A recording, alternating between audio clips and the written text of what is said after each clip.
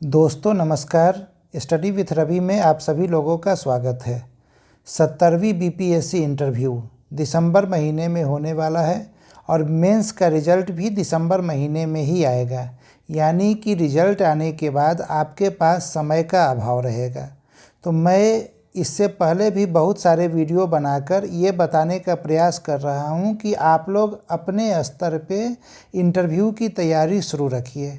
एक बार आप लोग अपने स्तर पे सारे चीज़ों को कर लीजिएगा, फिर मेंस का रिज़ल्ट आएगा और रिज़ल्ट में जब आपका नाम रहेगा तो लास्ट के समय में हम लोग साथ में काम करेंगे और निश्चित रूप से इंटरव्यू में कुछ बेहतर कर पाएंगे।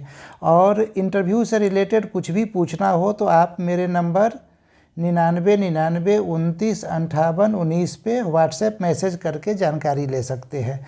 जब रिज़ल्ट आ जाएगा तो एक कोर्स भी मेरे द्वारा चलाया जाएगा जिसकी फ़ीस होगी 500 रुपया, और इस 500 रुपया में आप लोगों का 1-to-1 इंटरव्यू की तैयारी करवाई जाएगी, क्योंकि हर एक अभ्यर्थी का बैकग्राउंड अलग अलग होता है और उस हिसाब से उनके तैयारी का डिमांड भी अलग अलग होता है।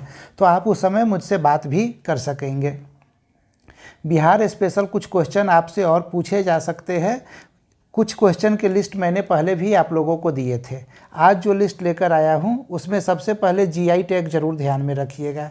जीआई टैग कैसे प्रदान किया जाता है, इसकी मुख्यालय इसका कहाँ है, बिहार में कितने उत्पादों को जीआई टैग दिया गया है। तो जैसे 13 उत्पादों को दिया गया है जीआई टैग। आप लोग जानते होइएगा शाही लीची के बारे में, जर्दालू आम, कतरनी चावल, इसके अलावा मोतिहारी में मरचा चावल, सुजनी, भागलपुरी सिल्क, मंजूसा कला, इन सब चीज़ों को आदि बहुत सारे और भी है जिनको जीआई टैग प्रदान किया गया है। तो आपके क्षेत्र में, जैसे मैं मुजफ्फरपुर से हूँ तो मेरे लिए शाही लीची इम्पोर्टेंट रहता यदि मुझे इंटरव्यू देना होता तो। ठीक है, तो इस प्रकार से आप अपने क्षेत्र में ये ज़रूर ध्यान देकर जाइएगा कि जीआई टैग किन चीज़ों को, किन उत्पादों को दिया गया है।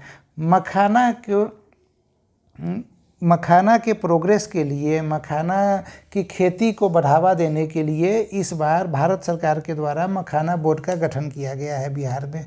इसके अलावा बिहार सरकार के द्वारा और क्या क्या कार्य किए जा रहे हैं इसके बारे में आप लोग देख लीजिएगा। नक्सल प्रभावित ज़िले बिहार में कितने हैं ये आपको देखना है। क्या आपका ज़िला नक्सल प्रभावित है? नक्सल की समस्या को कैसे समाधान करेंगे आप, इसके बारे में आपको तैयार करना पड़ेगा। विशेष राज्य का दर्जा, क्या बिहार को विशेष राज्य का दर्जा देना चाहिए? विशेष राज्य के दर्जा के लिए क्या क्या क्राइटेरिया है? क्या बिहार उस क्राइटेरिया में सूट करता है? यदि बिहार उस क्राइटेरिया को फुलफ़िल नहीं करता है तब भी बिहार सरकार के द्वारा विशेष राज्य के दर्जा की मांग क्यों होती रहती है? इन सारे सवालों को आप ज़रूर देख लीजिएगा।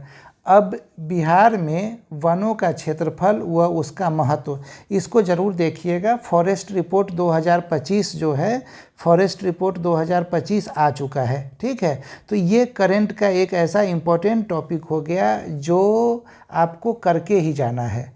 तो बिहार में वनों का क्षेत्रफल कितना है और बिहार में यदि वनों की वृद्धि होती है क्षेत्रफल में तो उसका क्या महत्व है, उसका क्या इम्पैक्ट पड़ेगा, ये आपको देखना है।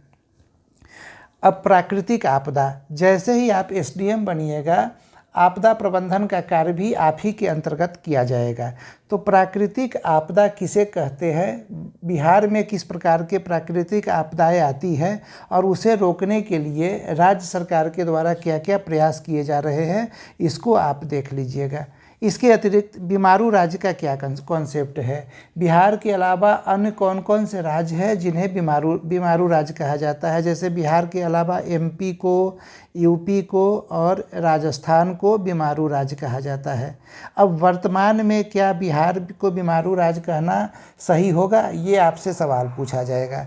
तो एक चीज़ हमेशा ध्यान में रखिएगा कि जब भी ऐसा कोई सवाल आए तो आपका एटीट्यूड हमेशा पॉजिटिव होना चाहिए। आपसे ये उम्मीद किया जाएगा कि एज ए ऑफिसर आप सॉल्यूशन ढूंढें, न कि सॉल्यूशन पे चर्चा करें। ठीक है, तो सॉल्यूशन ढूंढने में आपको बोलना पड़ेगा कि बिहार को अब बीमारू राज्य कहना उचित नहीं है। क्योंकि में आप यहाँ पे जो भी बिहार बजट इकोनॉमिक सर्वे में जो डेटा आता है, बिहार में किस प्रकार से विकास हो रहा है, नीतीश मॉडल बड़ा ही पॉपुलर है, तो नीतीश मॉडल में क्या क्या कार्य किए गए, ठीक है, इन सारे चीज़ों को आपको अपने उत्तर के पक्ष में रखना होगा, तब जाके आपका उत्तर कंप्लीट होगा।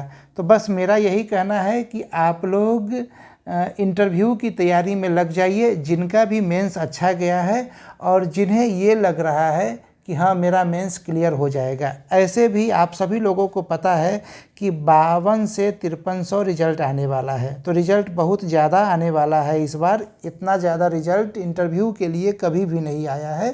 तो आप एक एवरेज लेवल पे भी आपका पेपर गया है ना, तो आपको इंटरव्यू की तैयारी करनी चाहिए।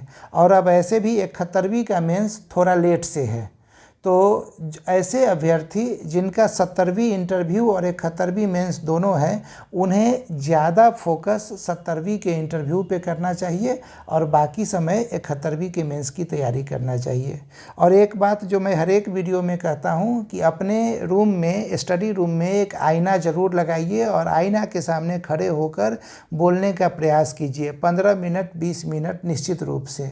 यदि आपके अंदर कॉन्फिडेंस नहीं रहेगा और यदि आपकी आवाज़ लड़खड़ा गई ना वहाँ पे, तो फिर आप इंटरव्यू को अपने हिसाब से नहीं चला पाइएगा। यहाँ सारा खेला ही कॉन्फिडेंस का है। यदि आपको उत्तर नहीं आ रहा है और आपको सॉरी भी बोलना है, तो आपको इस हिसाब से, इस एटीट्यूड से बोलना है कि सॉरी सर, मुझे अभी इसका उत्तर पता नहीं है, लेकिन मैं घर जाकर इसका उत्तर देख लूँगा। ये घर जाकर देखना क्यों बोलना ज़रूरी है? क्योंकि ये एक अप्रोच है कि आपको उत्तर नहीं पता है तो आप जानने के इच्छुक है। ये एक अधिकारी का गुण होता है, इसीलिए ये ज़रूरी है। इसके अलावा ऑप्शनल सब्जेक्ट की बात यदि मैं करूं कि ऑप्शनल से कैसे सवाल पूछे जाएंगे, तो जैसे सपोज कीजिए हिस्ट्री ऑप्शनल है किसी का, तो फैक्ट ज़्यादा पूछे जाएंगे। जब बीपीएससी का पेपर होता है ना, या बीपीएससी का इंटरव्यू होता है, तो फैक्चुअल सवाल ज़्यादा पूछे जाएंगे। आप लोग लूसेंट करके जाइएगा। पर अब आप ग्रेजुएट है हिस्ट्री से, तो आपसे कुछ कंसेप्चुअल सवाल भी पूछा जा सकता है।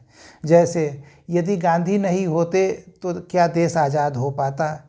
गांधी ने देश को आज़ाद करवाया या द्वितीय विश्व युद्ध से जो परिस्थिति बनी उसने देश को आज़ाद करवाया? गांधी के संघर्ष विराम संघर्ष की नीति से आप सहमत है क्या? ठीक है, इस प्रकार के सवाल पूछे जाएंगे आपसे। उदारवादियों की विचारधारा क्या थी, उग्रवादियों की विचारधारा क्या थी, क्रांतिकारियों की विचारधारा क्या थी? तो ये सब कम से कम बेसिक आपको पता होना चाहिए। आप सब लोग उदारवादी, उग्रवादी और क्रांतिकारी कौन कौन थे वो जान रहे हैं, क्योंकि आप सब लोग ऑलरेडी पीटी पास है और मेंस भी लिख चुके हैं। लेकिन उनकी विचारधारा क्या थी, इसके बारे में आप लोगों को थोड़ी सी जानकारी होनी चाहिए, ताकि कोई यदि कंसेप्चुअल सवाल पूछा जाए तो आप उत्तर देने की स्थिति में रहिएगा। ठीक है, मैं उसके बारे में भी अलग से, मैंने क्या कहा कि 1-to-1 डिस्कशन करूँगा ऑप्शनल के सब्जेक्ट पे, ग्रेजुएशन के सब्जेक्ट पे। ठीक है, तो इसके बारे में चर्चा होगी, लेकिन इंटरव्यू के कॉल आने पे। ठीक है, यदि ये इंटरव्यू के बारे में जो बातें बताई गई इससे फ़ायदा हो रहा है तो चैनल को सब्सक्राइब ज़रूर कर लीजिएगा। वीडियो को लाइक और शेयर कीजिएगा अपने दोस्तों के बीच में। धन्यवाद।